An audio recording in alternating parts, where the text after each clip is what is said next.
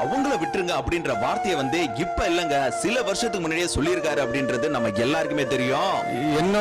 என்னுடைய photo கிளிங்க banner உடைங்க எனக்கு பத்தி ஒண்ணும் இல்லைங்க. ஆனா என் ரசிக மேல மட்டும் கை வைக்காது.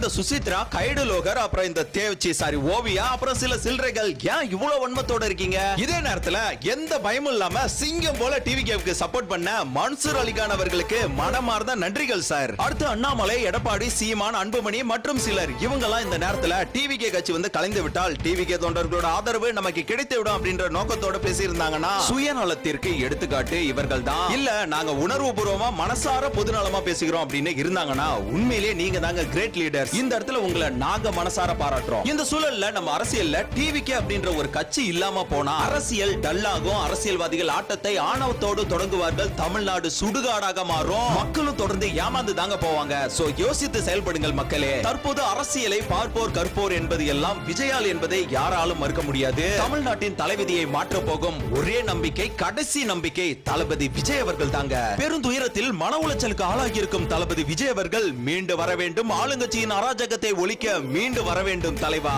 இன்னும் 6 மாதங்கள் தான். கவனத்தோடு களமாடுவோம். எழுந்து வா தலைவா. காமராஜர், எம்ஜிஆர், கேப்டனுக்கு பிறகு உண்மையின் அடையாளம் நீ மட்டும்தான். மீண்டு வா தலைவான்னு மறக்காம கமெண்ட்ல சொல்லுங்க.